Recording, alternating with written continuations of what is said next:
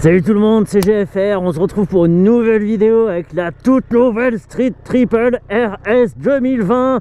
Une folie de chez Triumph, ma marque préférée. Et surtout, n'oubliez pas de vous abonner, de cliquer sur la petite cloche pour être prévenu dès la sortie d'une nouvelle vidéo. Et allez aussi faire un tour sur ma boutique en ligne, j'ai des nouveaux t-shirts et des sweats. J'ai aussi des outils, des mugs et des tasses à café, parce que c'est la même chose, mug et tasse à café. Ah non, je peux pas. Allez, un peu de sérieux là. Bon ok, aujourd'hui c'est la 200e, mais ça peu importe, ça s'est mal goupillé, on y reviendra. Ça s'est mal goupillé, c'est pas pour Alain que je dis ça, mais il n'y aura pas de moto exceptionnelle pour le moment, pas de quoi marquer le coup, elle viendra mais un peu plus tard. Donc aujourd'hui c'est la Street RS modèle 2020, donc on la reconnaît, et globalement rien n'a changé, hein. Techniquement il y a quelques améliorations, mais esthétiquement rien de trop neuf à part le nouveau regard, hein, comme on dit, qui s'est encore affiné. Je pense que dans 2 ans il restera plus que ça sur le phare, voilà, et puis on aura une moto du futur, ça sera pas mal, il y a plus qu'à attendre. Donc pas beaucoup de modifs, elle est juste un peu plus large. L'empattement est un tout petit peu plus court de quelques millimètres, donc ça change pas grand chose. La selle est plus haute d'1,5 cm et elle est plus droite. On a une position moins en avant, d'après ce que m'a dit Alexandre, le commercial chez GB Motor 94. Merci à lui d'ailleurs. Sinon, techniquement, on a la même chose, hein. 123 chevaux pour 166 kg à peu près. La puissance est perchée à 50 tours de plus. Bref, un tout petit peu plus de couple, mais c'est à peine mesurable. Surtout des progrès sur l'électronique, d'après ce qui se dit, et une petite amélioration sur la présentation du compteur. On a ça, on peut skipper, ouais, tac. Donc on a toutes nos infos ici, je vais faire vite, hein, promis.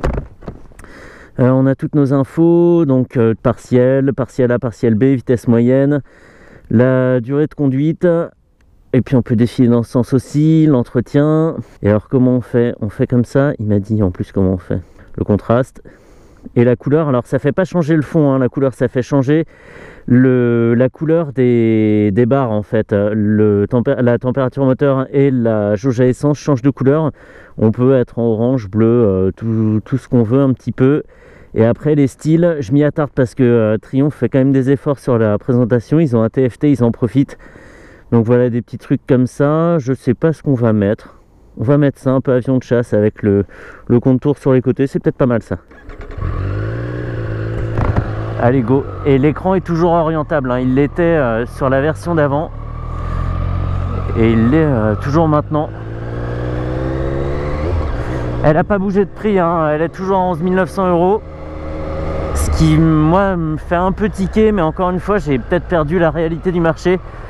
Pour moi, la Street, c'est un roadster mid-size. J'ai gardé cette idée en tête de la Street, et 12 000 pour un mid-size, ça me fait un peu, ça me fait bizarre.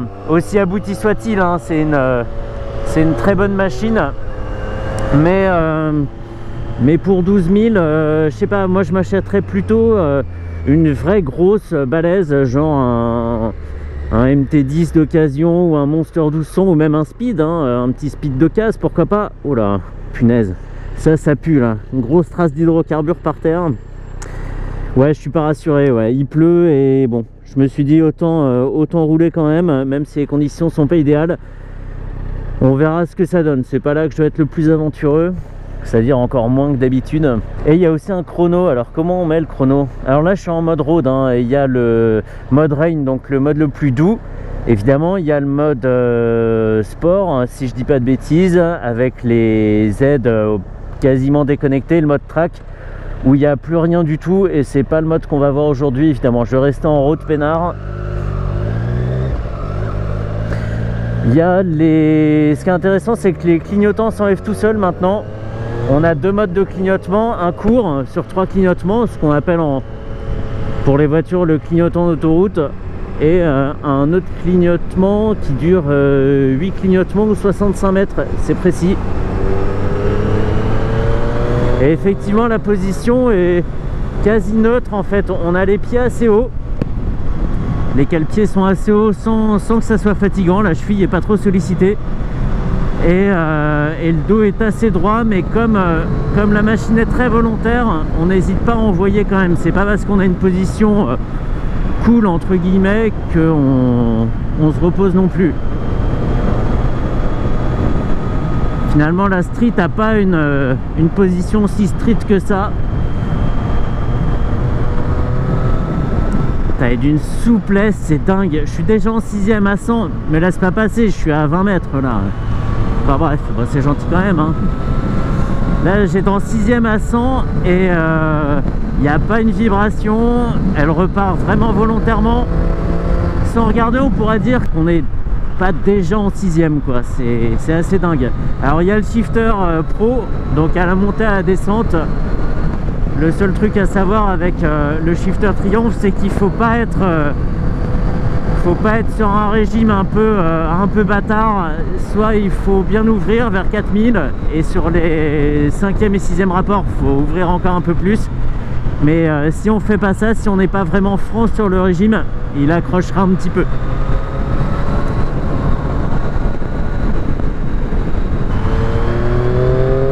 Et elle fait un super bruit. Elle fait un super bruit, on n'a plus la présence gênante de ce petit sifflement de triomphe là que j'aimais pas trop. Un petit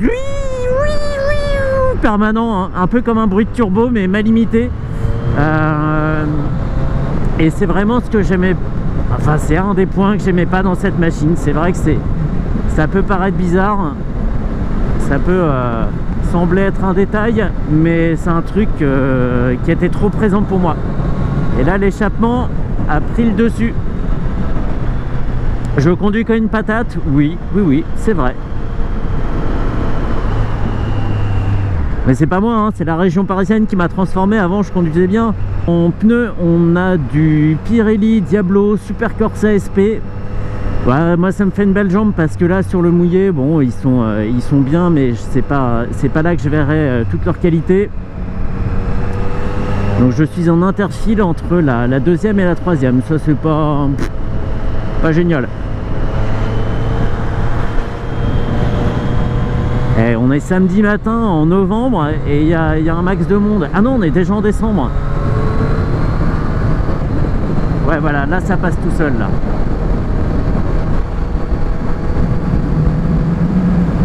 Bon, visiblement j'ai pas encore trop le coup de main sur les clignotants. J'ose pas trop la chatouiller là. On est quoi, 6000 tours. 6000 tours, j'ai déjà perdu mon permis. On était en 6ème et la vue comme ça paraît sans fin. Il faudrait du sec, une route sans police. Ouais, ça s'appelle un circuit en fait mec.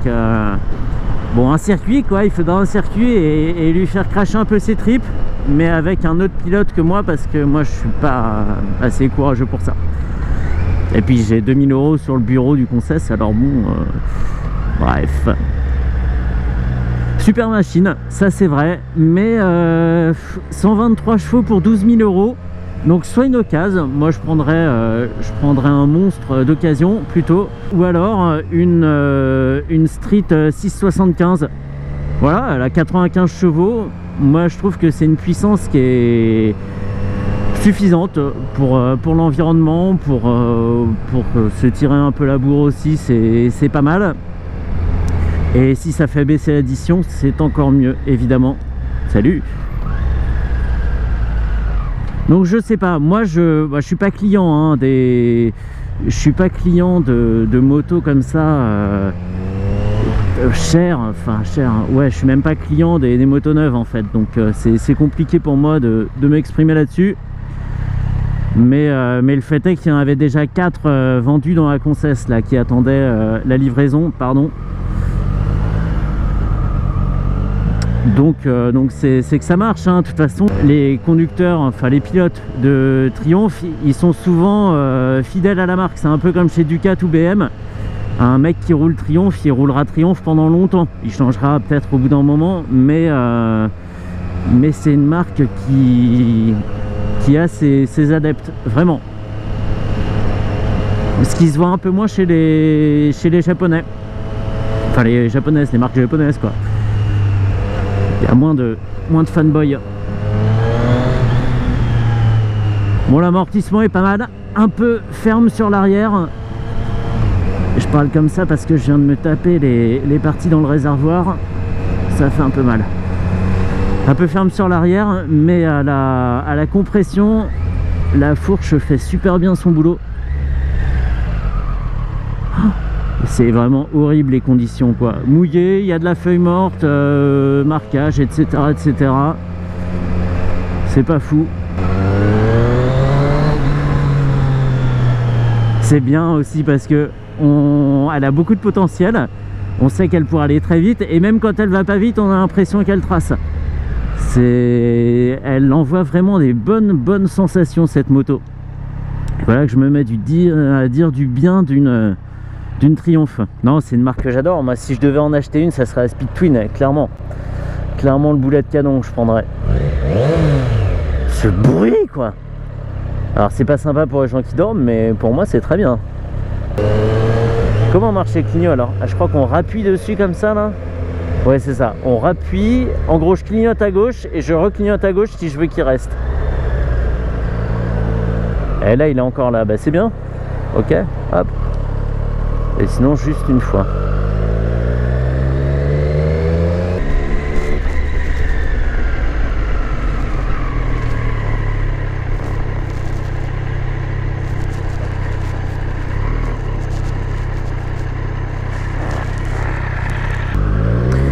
Bon, voilà ce qu'on pouvait dire sur la nouvelle, pas si nouvelle Street RS.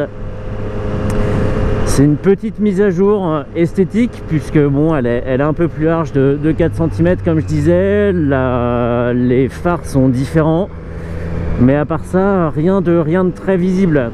Un petit peu plus rempli à mi-régime peut-être, ça c'est sûr, mais comme ça en utilisation de tous les jours, il n'y a pas vraiment de grosses différences. Ah puis non, on va faire ça. Et voilà qu'il commence à pleuvoir, génial!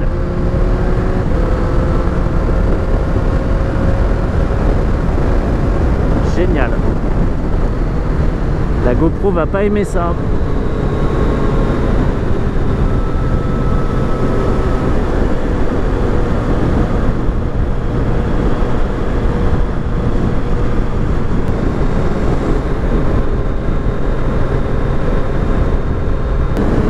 Et contrairement à la MT-09, même si elle est plus puissante de 8 chevaux, elle est moins pouce au crime, elle est moins on-off dans son fonctionnement. Donc c'est pas mal. Si on veut se reposer, on roule sur un petit filet de gaz. Il n'y aura pas d'accélération intempestive, de montée en régime involontaire. J'exagère un peu, hein, mais c'est toujours la sensation que la MT-9 me donne. Et là, celle-ci, elle se conduit vraiment comme on veut. On va doucement, elle va doucement. Et si on veut avoiner, elle répond présente. Donc ça, c'est pas mal. Ça repose. Ouais, en fait, c'est la selle qui filtre bien. Elle est assez ferme en suspension, mais la selle est très confortable. Elle n'est pas très épaisse, mais elle doit être faite dans une sorte de gel. Et elle filtre bien les chaos de la route.